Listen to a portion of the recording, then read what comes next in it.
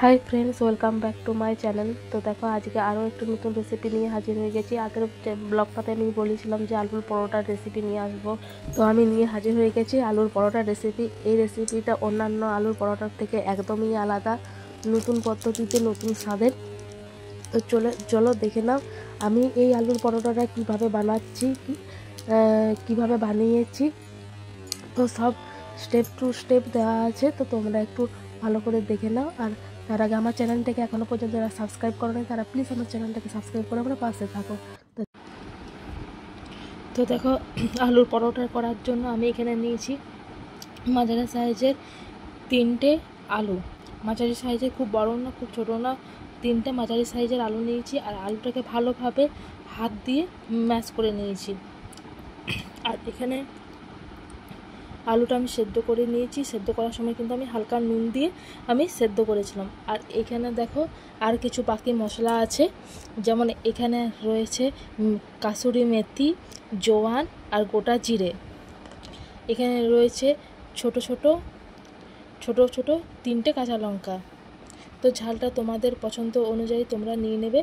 আর এখানে জিরে আর শুকনো লঙ্কা আমি শুকনো কলায় ভেজে আর শিলনোড়ায় বেটে গুঁড়ো করে নিয়েছি। তো সেটা আছে এখানে।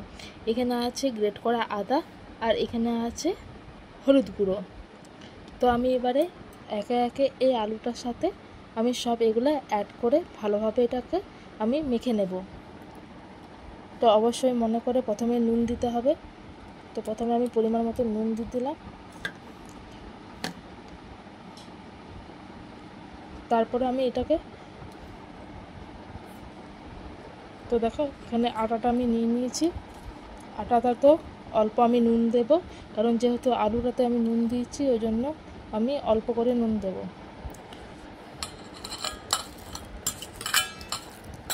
এই আলুটা আমি এই আটার সাথে অ্যাড করে দেব।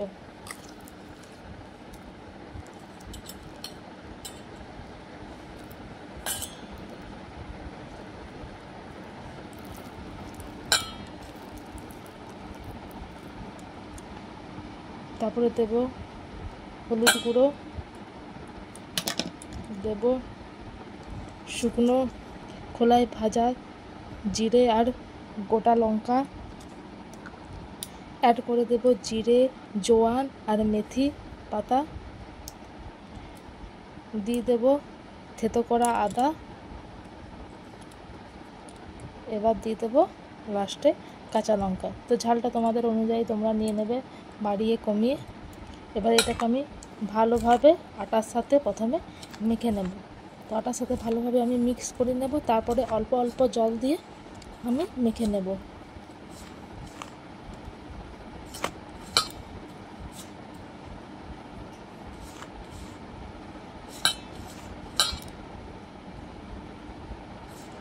তো বন্ধুরা দেখো, আমার আটার সাথে কিন্তু ভালোভাবে মাখা হয়ে গেছে, দেখতে পাচ্ছ। দেখো এরকম যখন ডালা পেকে যাবে, তখন ভাববে আলুর সাথে আটা ভালোভাবে মিশে গেছে।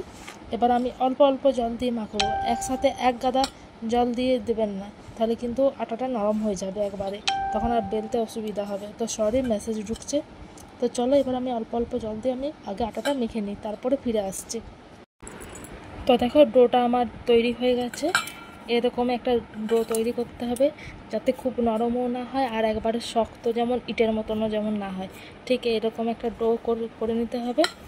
আর আমি একটা কথা বলতে ভুলে গেছিলাম, আমি এই 3টে আলুর জন্য আমি 1.5 কাপ ময়দা নিয়েছি। আর জলটা কিন্তু হাতে এরকমভাবে ভেবে জল নিয়ে পর তুমি তোমরা আটাটাকে মেখে নেবে, নাইলে কিন্তু একবারে নরম হয়ে যাবে। কারণ আলুটা এতটা আছে, তো আলুটা দিয়ে অর্ধেক আটা মাখা হয়ে যায়, তো জলের এটা বেশি প্রয়োজন হয় না।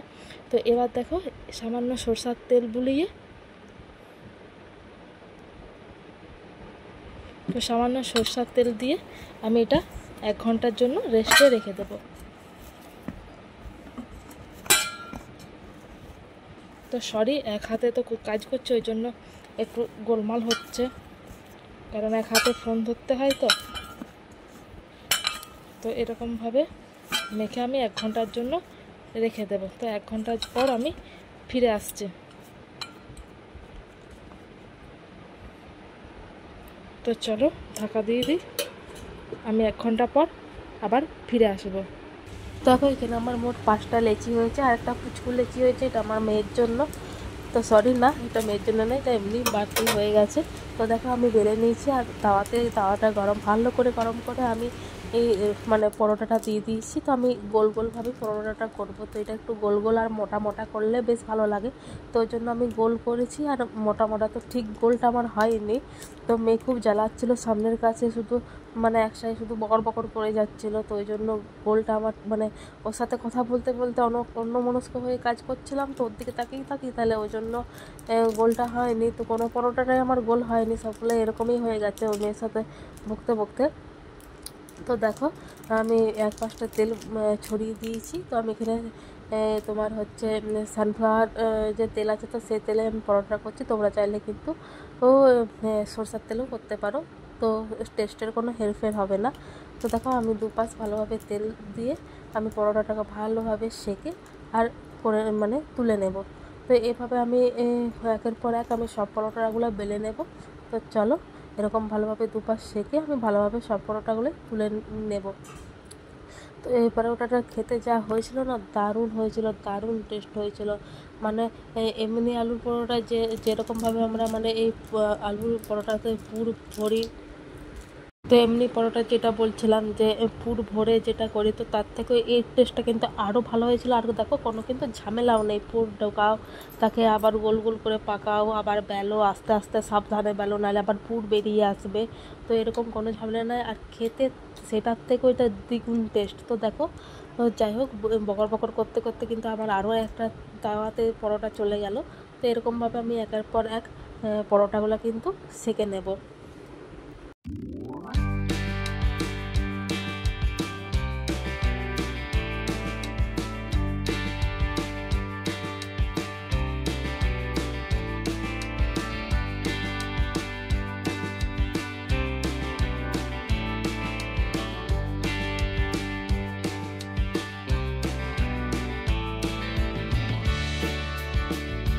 দেখো বন্ধুরা, আমার সব পরোটাগুলো তোমার তেলে ভাজা হয়ে গেছে, আমি নামিয়ে নিয়েছি একটা থালার মধ্যে। তো এবারে একটু ঠান্ডা হয়ে গেলে আমি হটপটের মধ্যে ঢুকিয়ে নেব। তো দেখো আমার তৈরি হয়ে গেলো খুব সহজে নরম তুলতুলে নতুন স্বাদের নতুন ধরনের নতুনভাবে আলুর পরোটা। তো এই রেসিপিটা খুবই ভালো, মানে আমি মানে করে যত না মানে তখন বুঝতে পারিনি এতটা টেস্ট হবে, কিন্তু খেয়ে সত্যিকারের আমি মানে নিজে রান্না করে আমি নিজেই প্রশংসা করছি। তো খুবই ভালো হয়েছিল, আর একদম নরম তুলতুলে হয়েছিল। তো বন্ধুরা আর বেশি কিছু বলবো না,